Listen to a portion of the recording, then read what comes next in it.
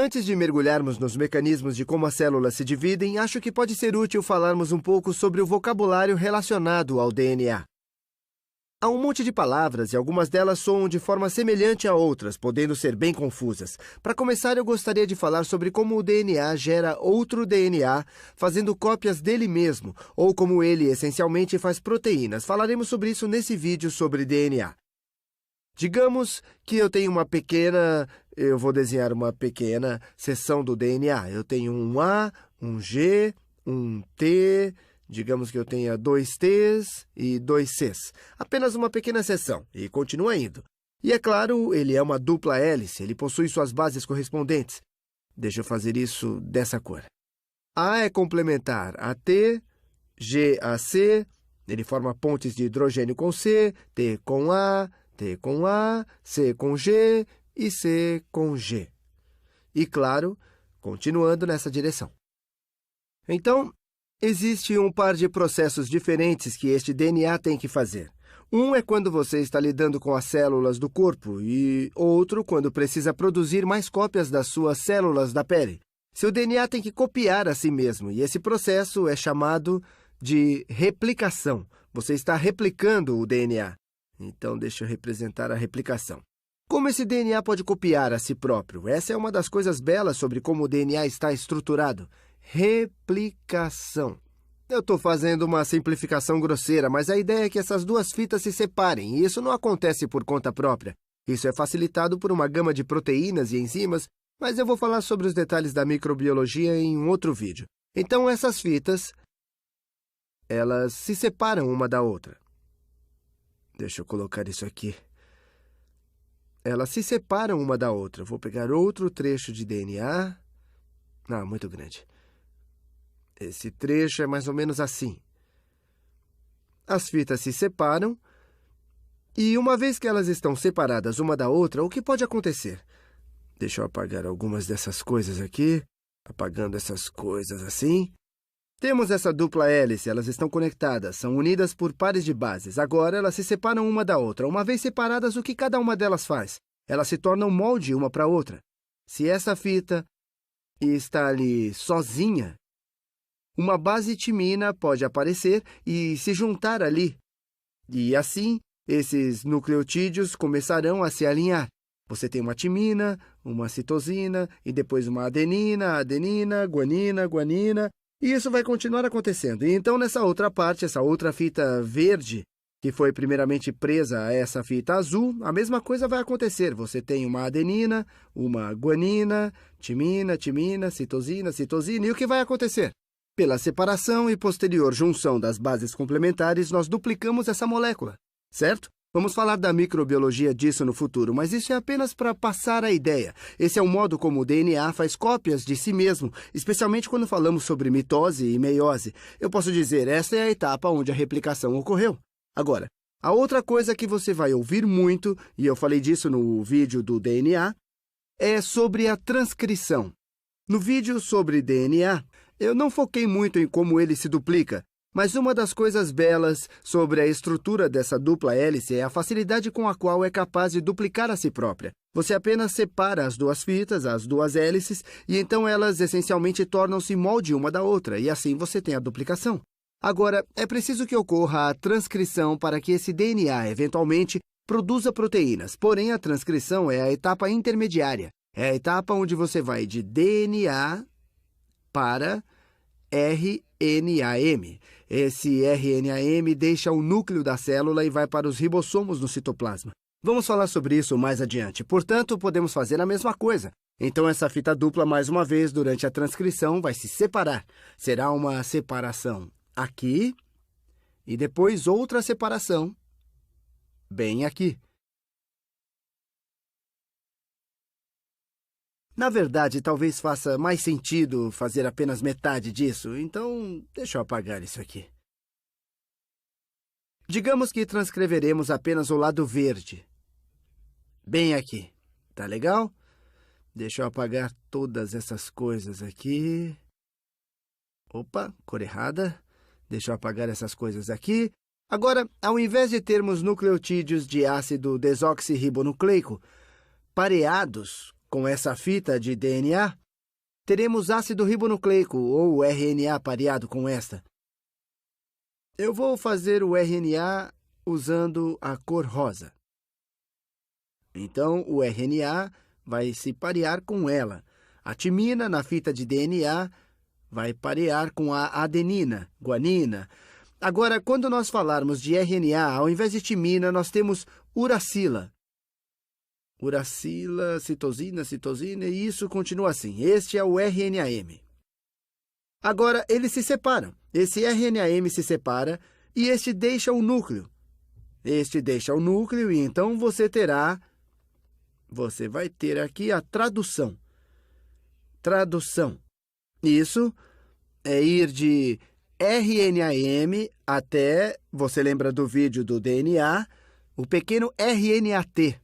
O RNA transportador é um tipo de caminhão que levou os aminoácidos até o RNAM e tudo isso ocorre dentro dessas partes da célula chamadas ribossomos. A tradução é essencialmente ir do RNAM até as proteínas.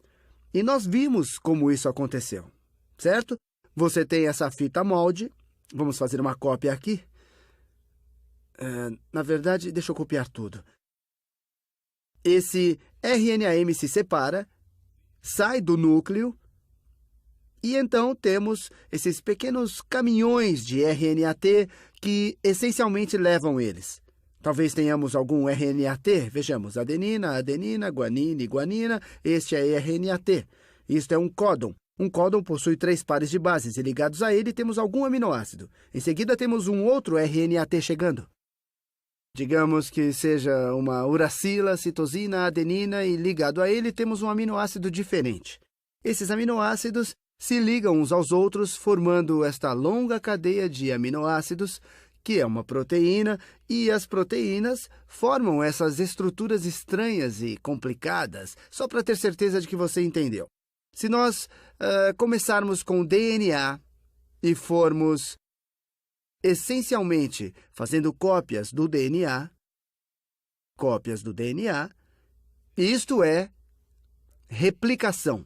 Você está replicando o DNA. Replicação. Agora, se estiver começando com DNA e você estiver criando RNAM, a partir de um modelo de DNA, isto é transcrição.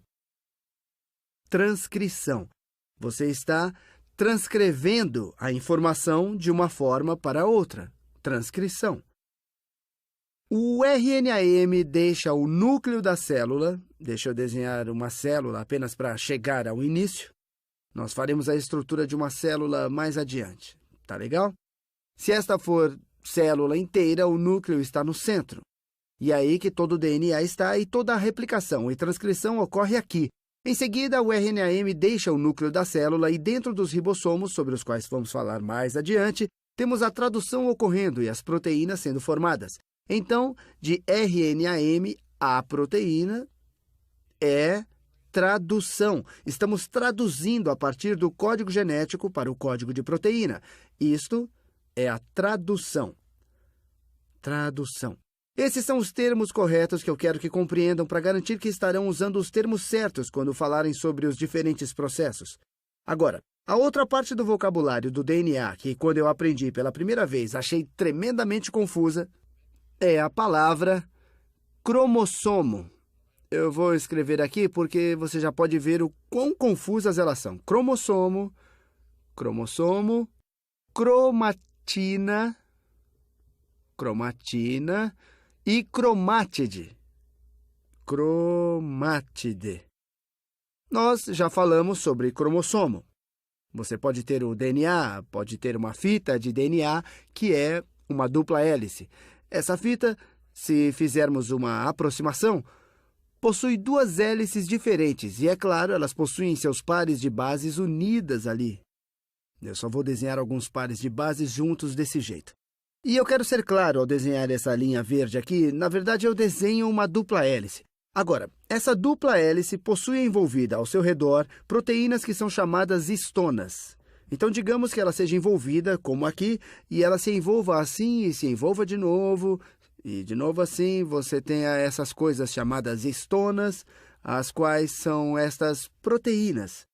Agora, essa estrutura, quando você fala sobre DNA em combinação com as proteínas que dão a ele estrutura, e então essas proteínas são, na verdade, enroladas mais e mais e mais, e dependendo do estágio que estivermos no ciclo de vida da célula, teremos diferentes estruturas.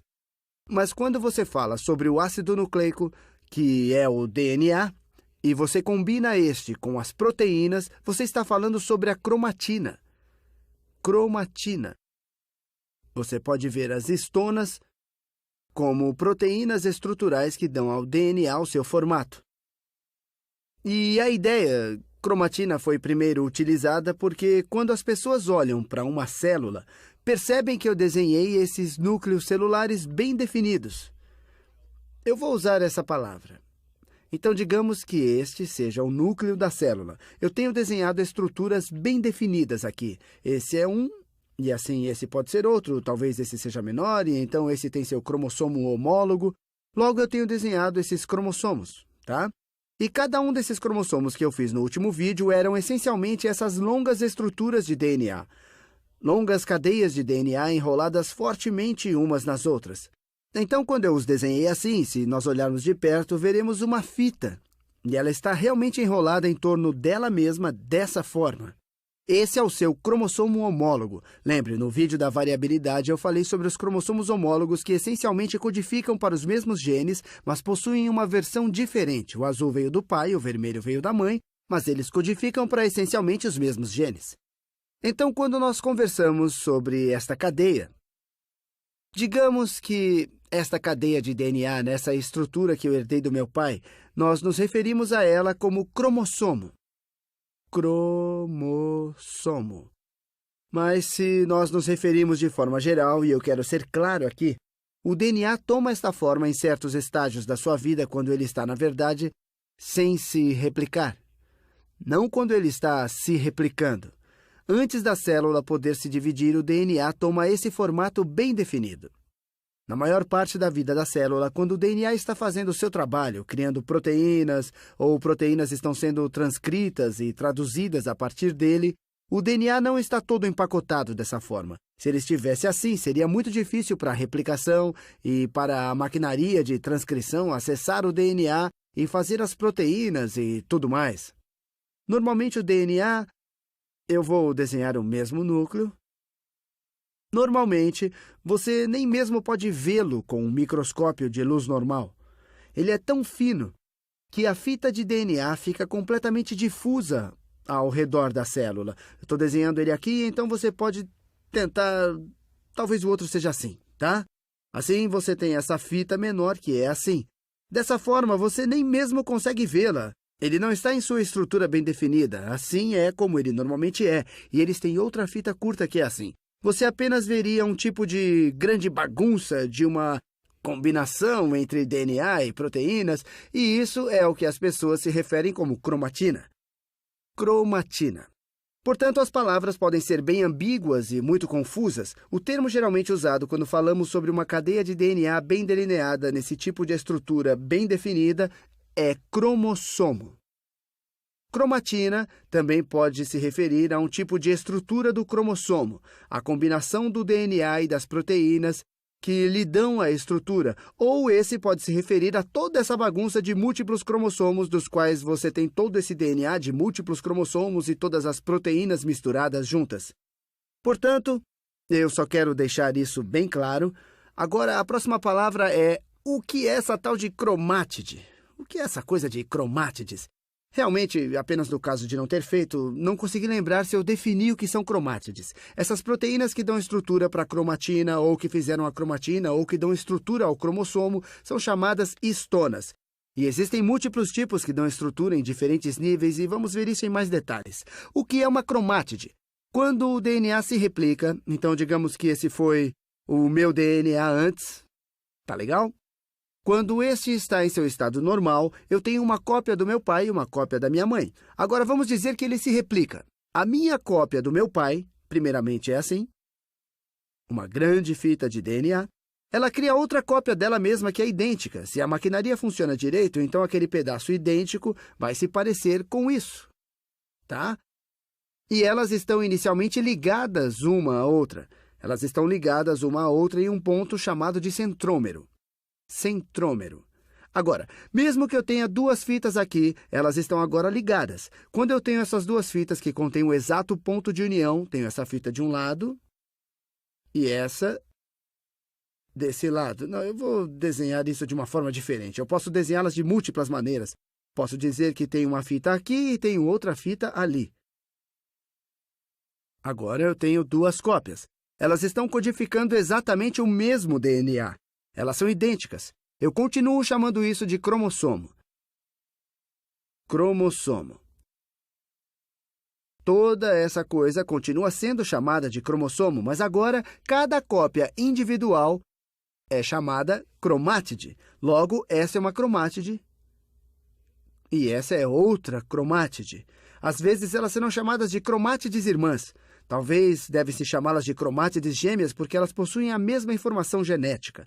Dessa forma, esse cromossomo possui duas cromátides.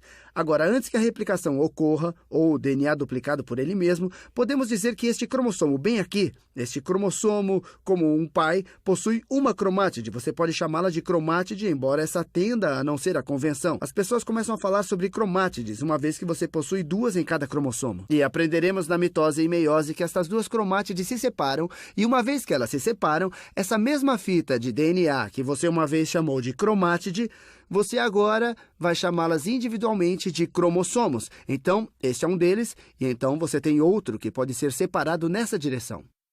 Deixa eu circular esse aqui com verde. Portanto, este pode se deslocar, e o que eu circulei em laranja pode se mover assim, uma vez que eles se separam e já não estão mais conectados pelos centrômeros. O que nós originalmente chamamos de um cromossomo com duas cromátides, chamaremos de dois cromossomos separados. Ou você poderia dizer que agora tem dois cromossomos separados, cada um feito de uma cromátide. Então, espero que tenha esclarecido um pouco desses jargões sobre DNA. Eu sempre achei isso meio confuso, mas essa será uma ferramenta útil quando começarmos a entrar na mitose e meiose. E eu começo dizendo, os cromossomos tornam-se cromátides. E você vai dizer, como que um cromossomo se torna dois cromossomos? Como é que uma cromátide se torna um cromossomo? Tudo isso apenas gira em torno do vocabulário. Eu poderia ter escolhido um vocabulário diferente, chamando isso de cromossomo e chamando cada um desses individualmente de cromossomos, mas essa é a maneira a qual decidimos chamá-los. Na verdade, apenas no caso de estar curioso, você provavelmente está pensando de onde vem a palavra cromo. Eu não sei se sabe que antigos filmes Kodak eram chamados de Chromocolor, e cromo relaciona-se à cor. Eu acho que ela vem da palavra grega para cor.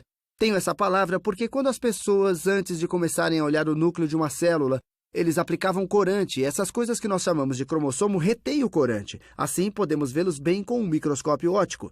E alguns vêm de soma para corpo, então você pode vê-lo como um corpo colorido. É por isso que eles o chamam de cromossomo. Assim, cromatina também vai retirar.